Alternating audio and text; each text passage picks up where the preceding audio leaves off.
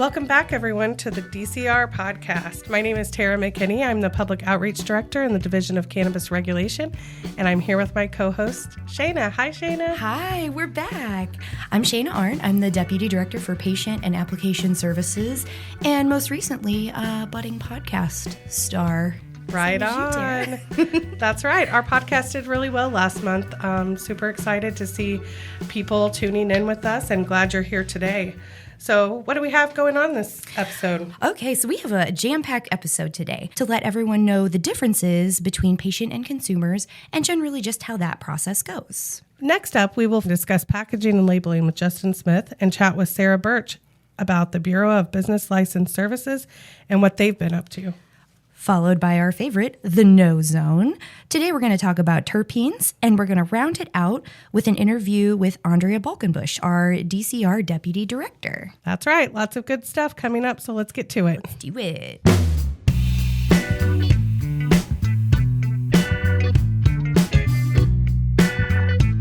There are a lot of moving parts once a facility becomes licensed. Things like ownership changes, designated contact changes, and so much more.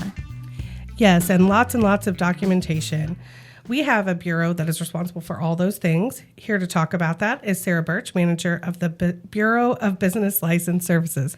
Sorry, that's a mouthful right there. Welcome, Sarah. So glad to have you here. All right, so Sarah, tell us a little bit about yourself and a little bit about your unit. Thank you. Thanks for having me on. I'm Sarah Burch. I have been with DCR since 2020. Seen a lot of huge changes and growth to not only the division, but to our bureau as well. So super excited to be here. Our main responsibility with the Bureau of Business Licensing Services is to process change applications. So certain types of ownership changes and location changes require department approval. And so that's our main responsibility, aside from general updates to licensing and just being all around helpful to licensees. Yeah, and so can you tell us a little bit about how many staff you have working on those changes? I think you guys went from like 5 to 15 or something. So can you tell us about that? Right. 5 specialists is what we had in the beginning of 23. We have grown to 15 business licensing services specialists. Wow. In just a short amount of time. We've also made changes to our organizational structure to include 3 business licensing team supervisors. And so that's really exciting. We have so many more staff to distribute our workload to now. Yeah, so even though 23 sounds like a long time ago, it was just a couple months ago. Right. Those staff haven't been here that long. So can you tell us a little bit about their training and what kind of caseloads they have, that sort of thing? Sure. So like I said, we had 5 specialists assigned to all licensees about a year ago, and now we've redistributed that entire workload to those 15 specialists. And while they all have completed formal training on most of our processes within BLS, they still are brand new, and we're still asking for patience while they become experts at what we do. We're all just really excited for what's ahead for business licensing services. Every business out there, every dispensary could be like, hey, I've got a new owner. Hey, I need to change locations. If a manufacturer wants to move, that's a huge undertaking. Yes. That's really interesting work. Right. And one of the most important things are those business updates, such as designated contact. Keeping us informed when you make business changes such as that are hugely important, even though it's kind of minor considering all of the other major projects that we have going on. But we also monitor those small changes as well. That makes sense. I second that for sure, because I, as a public outreach director, am trying to visit these licensees, get in contact with them. Making sure that designated contact is updated is really important to us if we're trying to schedule time to visit them. So thank you for that. So about how many change requests would you say that you guys process per year? Processing gets a little tricky to estimate, but I can tell you that in 22 and 23, we received over 150 business licensing applications, all told per year. So that's been an enormous load for just a handful of seasoned staff, but we couldn't be prouder of their efforts, and that skeleton crew made an incredible amount of process while training new team members for us. That's so majorly impressive. Very impressive. So what are some tips for licensees to help make approval go smoothly when they want to submit a change request? Well, first, I would say to review the checklists that we've posted on the website and adhere to those checklists. That really is a detailed list of exactly what we need to begin processing a change application. We've tried to account for everything that we could think of that would make the process go as smoothly as possible for our licensees. And oftentimes we have to reach back with additional questions, but those checklists really do give us a comprehensive look at the change application and give us a really, really good start into processing those, which is just going to be hugely impactful to processing times down the road. And I think to add on like what you said earlier, the designated contact too, it's important to have that updated so that we can be in contact and get those processed quicker, right? Yeah, exactly. And that brings me to another point. Just stay in contact with assigned specialists. If you're unsure about what we're asking for, ask questions of your assigned specialists. It's what they're there for, and they're happy to help. They're happy to have those communications and conversations with licensees all day, every day. So just, stay in communication and be responsive to our requests. Those are the main things that can really cut back on processing time for our applications. I've heard some rumors around the office that there's a new dashboard coming out. Can you tell us a little bit about what that will communicate to the public or to our licensees? Sure. So the dashboard is intended to give insight into our processing timelines for business change applications. The public, once this dashboard is posted, the public will be able to see an overview of the change types required by rule and an average of how many days it's taking us to complete those change types. So it's giving you kind of a historical view over the past quarters, and then it'll give you monthly current averages for how long it's taking us to complete change applications. So it's going to be really great for licensees to see the progress that we're making. That is excellent. If licensees have questions, what is the best way to get a hold of you all? The best way is to just reach out to the assigned business service specialist. If a licensee doesn't know who their specialist is, they should reach out to cannabis license at health.mo.gov. It's a general inbox that we constantly monitor, and we'll route that email to the appropriate person to respond. Sarah, it's been so great having you on today. I know just from going out and talking to licensees, business change requests are one of the hot topics out there, because you really do impact licensees one time or another, because they're going to have changes at some point. And so it's a lot of documentation, a lot of processing, and just thank you for being here and for all you do for our licensees. Yeah, and a big shout out to you and the entire BLS team. That is quite an undertaking, and you guys have grown so fast, and all this new staff that are coming on board. We're so glad to have them, and I know the licensees are too. Thank you so much, Tara and Shayna, for having me on today. You can find more about business licensing by visiting our website at cannabis.mo.gov and click on the Facility Resources tab.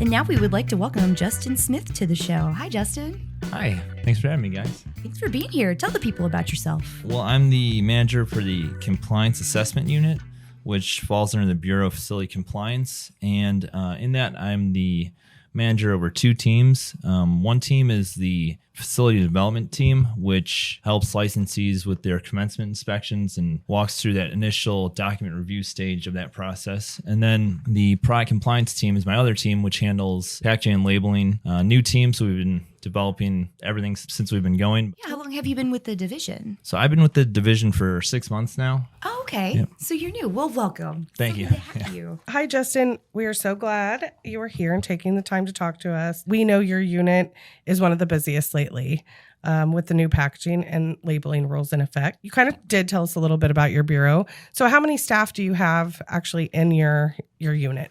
So I have 2 team supervisors, and they each have a team of 4 and 3.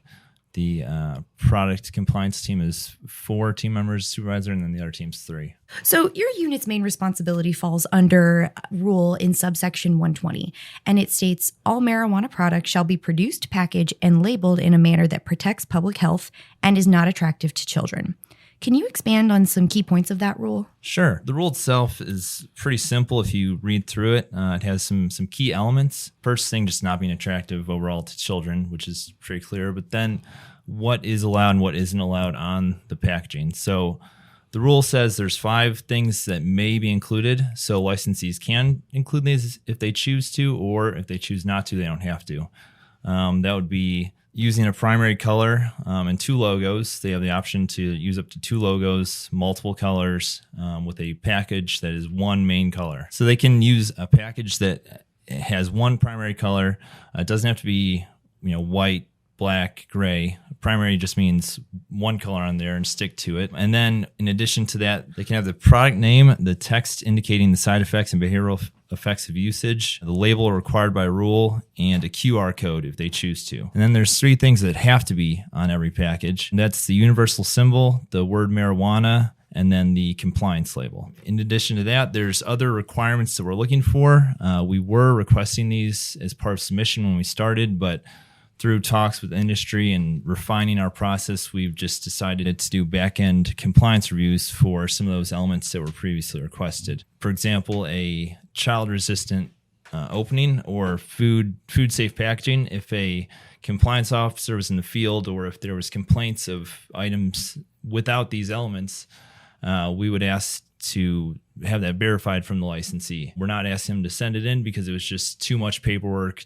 And with the amount of items we're seeing, it seemed burdensome, and we were trying to make this more streamlined. So in doing that, we've seen an increase in productivity, and we're still able to verify that. If we have questions, we just reach out to the licensees, and they'll typically just send us that to verify it anyway.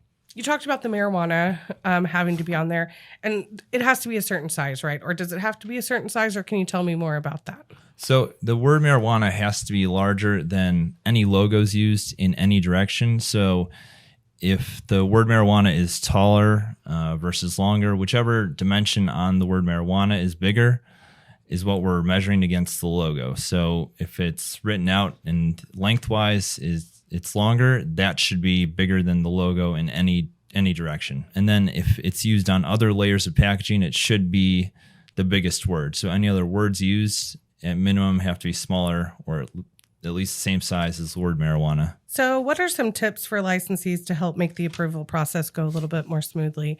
You've talked about how we've made some modifications to our processes. So what can they do on their end to help things go a little bit faster? Number one thing that we're recommending is to take advantage of our template items and template approval process. So if licensees are able to submit on a smaller scale, 2 items, 3, 4, 5 items versus 20 items, we can work with them, provide our feedback if there's any deficiencies found, a full list of those. And then we're working on a small scale. So if there's questions, it's, about this one item, we can provide feedback, back and forth correspondence through email and get that item fixed, corrected where it should be so it's fully compliant with rule. And then every template-based item coming after that is a much quicker, easier process. So the time it would take a licensee to submit 10 unique items versus 1 template item and 9 template-based items, there's going to be a great difference in our review time and just how quickly we're able to get through those items. So less is more when they're going to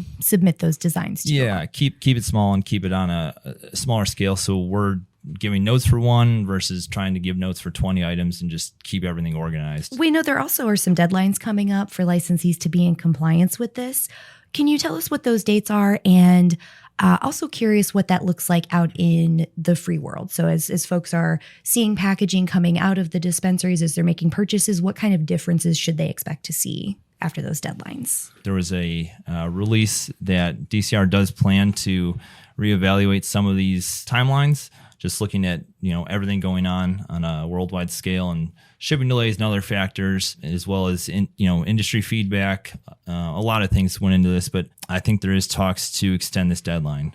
So I'm not sure on the dates, but with everything shifting back, it would still be the same process with a date set to remove all non-approved packaging, switch to everything in approved packaging. So when that day comes, the patients, consumers should look for packaging that's compliant and has a marijuana approval number on the package. This extension did come out this week on the 20th, and I think it's just a really great example of how the division is constantly looking at the impacts on the industry and licensees and modifying and pivoting where we need to. I also want to mention that, and part of my job, I go out and talk to licensees and visit with them quite a bit. And I've heard nothing but great things about you, Justin, personally, as well as your team. They're very complimentary. They may not necessarily like the process or the rule or want to be doing this, but they always say great things about you. And so I think that's a great thing for the division. And so keep up the great work. So how can licensees or the public contact you?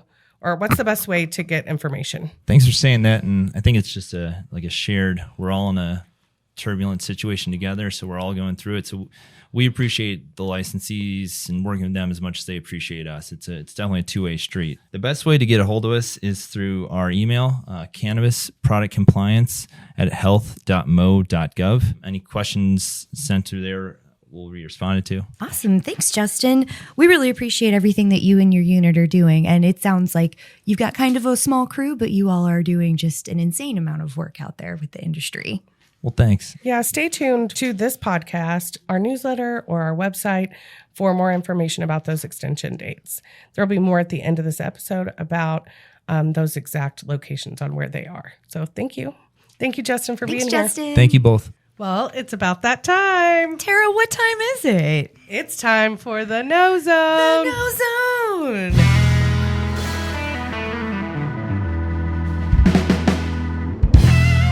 This month, Lindsey will be talking terpenes. Lindsey, take it away.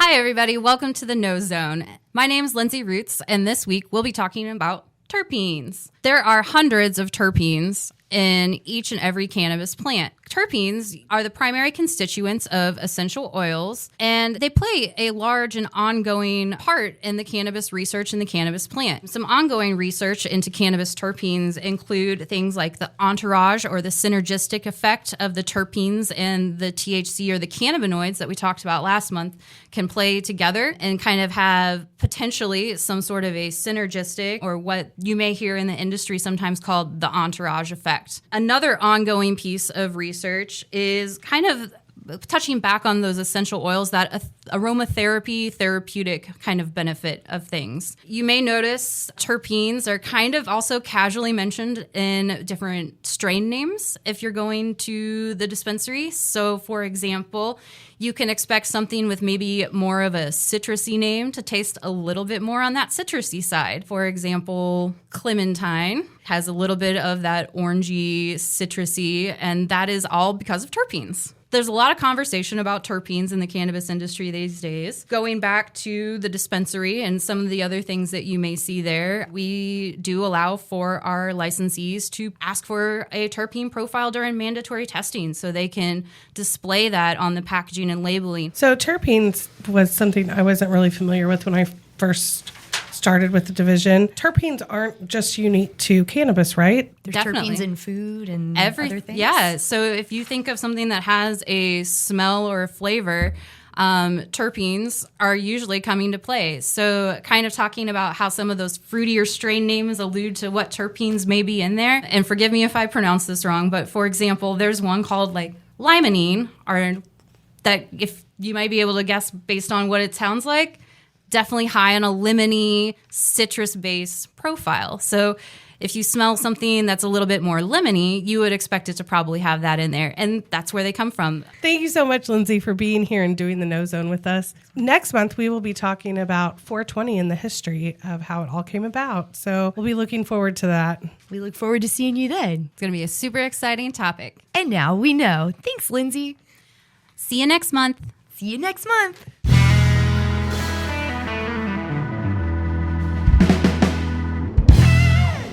And now we have a special guest interview with the DCR Deputy Director, Andrea Balkenbush. Welcome, Andrea. How are you?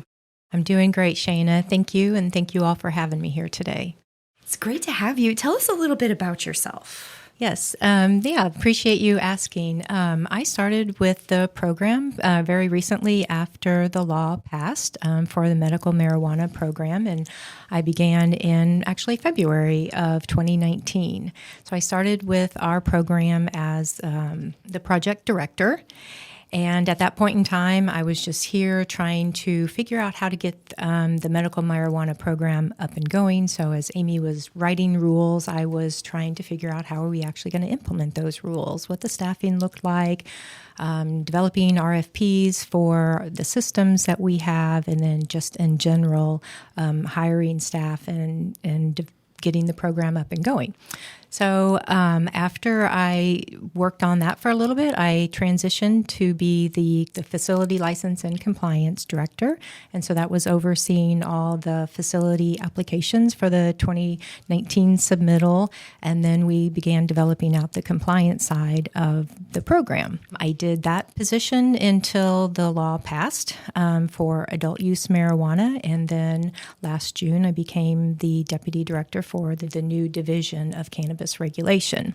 Prior to that, worked for the state of Missouri, spent about 22 years at the Department of Natural Resources, so have a lot of experience in actually developing brand new programs kind of from the ground up. I worked with the American Recovery Act, and so there was a lot of money that came in, a lot of brand new programs, and so I had the opportunity to really learn how to build new programs within a state government capacity. So I got to say, it sounds like you landed in the exact right spot with your past experience and what you're doing now. It sounds like a really good mix of what you've, spent your time doing in the state and now bringing this to fruition. It was. There's been a lot of really great parallels, and just being here, being able to really take something that is brand new for the state government and brand new for the state of Missouri and build it into something, brand new has just been incredible. Certainly the best opportunity I've had. And it still is just very exciting because we are still in the implementation stages and will be for quite some time in this program. There are a lot of hot topics happening around the division. It seems like all the time, not just right now, but all the time. And we've talked a lot about those today, like with packaging and labeling, the new rules. Sarah Burch was here earlier talking about business licensing. And so we have all of those constitutional deadlines and regulations that we are dealing with, but we're also a state agency. So we have other obligations too, administratively, that we have to uphold. Can you tell us a little bit about those? Right. No, I appreciate you bringing them up because those are a lot of the work that ends up taking quite a bit of time that a lot of people don't see, right? Outside of the people that we are working with internally, either within state government or certainly within our own Department of Health and Senior Services. So those things kind of are dependent on the time of year, like what's going on. And right now is an extremely busy time of the year. We're in legislative session right now, which means that we have budget, right? So all the money that's coming in for sales tax and program fees from our licensees is deposited into two different funds, but we still have to get the legislature's approval of spending that money. And so we're going through that process right now, getting those different approvals so that we can actually spend the money, have the funding and the people that we need in order to run this program. So that becomes very busy. Another part of that process is when bills are filed within the legislature, then we have to review those bills. And sometimes there's fiscal notes associated with those. And those sometimes are very, very large and can take quite a bit of time for us to work through that bill language. So that's something else that we're working on and doing. Some exciting things that we've been working on, though, over several months now is the department has just established and has just worked through their strategic plan, a new strategic plan. And so each of the divisions, cannabis regulation included, also is working on establishing our own strategic plan, which we have done. It's never complete, and so we'll be doing more work on that this year, but that's really a guide for us of how we will run our division now and into the future. So that's been very exciting. Probably a couple other things, big things. We're going through an audit right now. So the state auditor's office really reviews and looks at most every state agency, state program. And so we came up this last year and it was our turn to go through an audit. So that's going on right now, and does definitely tend to take up quite a bit of time. We have within our division, we have the Office of Operational Support. So they kind of help out with those fiscal notes and things of that nature, right? But working on the strategic plan was a really great process. I'm pretty new here, and watching this team come together during the strategic planning and how fast and just everybody's different skill sets coming together was really amazing. But it all does take time. And dare I say, the strategic plan was pretty fun to make, so I had a good time. I know I did. Yeah, I can say that there's several different processes that as a division we've taken on recently, the strategic plan being one of those things, and then our annual report to the governor is another one of those things that we do every year, and it's really a collaboration between all of the different sections and offices within our division, and it is enjoyable because we all get to work together in different ways. Well, and speaking of hot topics and collaboration, we have a micro business welcome meeting coming up next month. There was obviously a lot of collaboration to get us to that point. Can you talk about that process continuum? Yes. The micro business has just been a really great process that we've worked through within the division. And as you said, there is so many different sections and offices and bureaus that are working with the micro businesses and will continue to do so. Right now, our focus is on helping the micro businesses become operational. So they have 2 years in order to do that. Some might need 2 years and others might need less than a year. So we have to be ready. And the welcome meeting is an opportunity for us to introduce them to people that they're going to be working with that they haven't already been introduced to before. So their compliance officer, their business licensing specialist, and actually get to meet them in person. And we'll strive to give them the tools and the information and the knowledge that they need in order to become operational. So this is just a really great opportunity to continue, hopefully, the close collaboration that we've had with them, answer questions, and yeah. It's very exciting. Those new 48 licensees, they're the first set of new licenses since 2019 when the first were issued. So this is a big deal. This is really exciting. This is, and we've got a lot more coming up. So yeah, and speaking of that continuum, I think it's really neat. Like it starts out in Office of Business Opportunity, right, with our Chief Equity Officer. She kind of leads that up, getting everybody outreach and all of that stuff, and then. Can you tell us a little bit how it moves through the rest of the division after that? Absolutely, right. So it does absolutely start with business, Office of Business Opportunity, and then once someone or a group of people decide to apply for a license, those applications go through our patient and application services section and facility business licensing services next. And so that is the group that looks at and reviews their application and makes a determination of whether they're going to receive a license or not. So once they are licensed, then they move on to our section for compliance and enforcement. And that's the team that does minimum standards review, eligibility verification, along with, again, our Chief Equity Officer. So as you can see, there is a lot of people that are able to work on these things, lend their expertise in order to get these folks to the point where they can have a license. And so now this welcome meeting is just that next step. We want to provide training and any other support that we can so that they are successful in their endeavors. Yeah, be looking out for more information on that welcome meeting. You've covered a lot of information today, and it's just the tip of the iceberg of all the different things that the division does. Is there anything else you would like to let the licensees or the public know, anything you're particularly excited about? Yes, thank you for that opportunity, Tara. One of the things I'm most excited about right now is that we are going to begin establishing our research licenses. Mm-hmm. So in Amendment 3, Section 2 was established and voted on and passed for adult use. That language also gave us the ability to issue research licenses. Now, at the time, we haven't had research licenses before, and so this is a brand new license type for the state of Missouri. And at the time, we had lots of other constitutional deadlines that we were trying to meet, and so we are going to begin working on what what those research licenses will look like. So the exciting thing is that we have an opportunity to really do some outreach, and we do have outreach plans. So we want to hear from not only our licensees about what kinds of research licenses they might want to have, but also reaching out to other organizations and people in the public to find out and understand what opportunities there might be out there for entities to have a research license.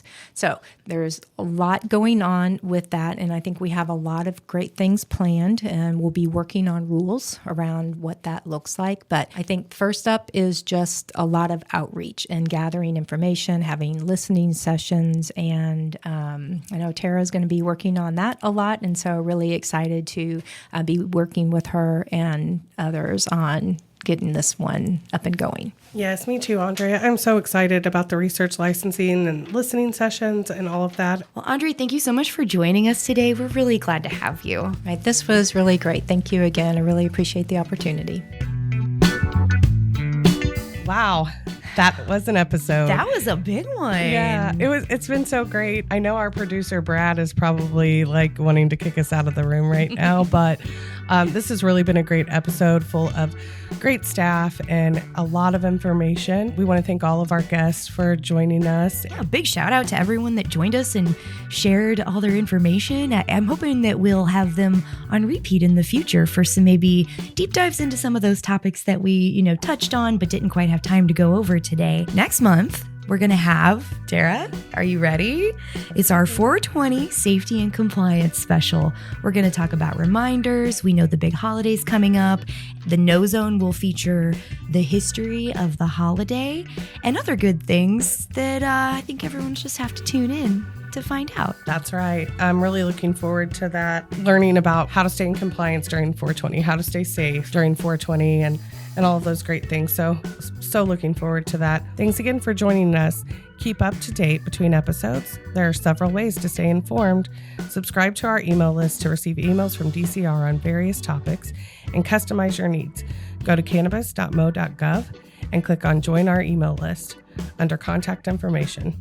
The Cannabis Connection newsletter is published quarterly and is your information link to Missouri's Division of Cannabis Regulation. For outreach events, the newsletter, and more, visit cannabis.mo.gov. See you next time.